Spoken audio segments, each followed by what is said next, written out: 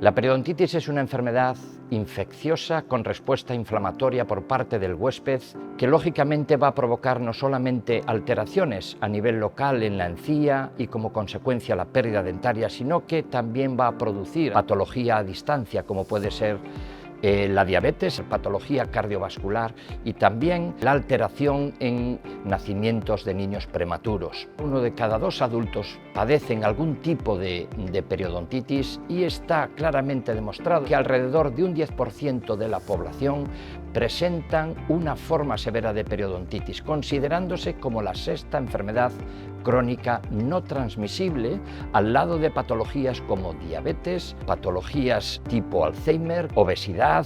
cáncer. De tal manera que nuestro consejo desde la unidad de periodoncia es lógicamente invertir en prevención y no invertir en tratamiento.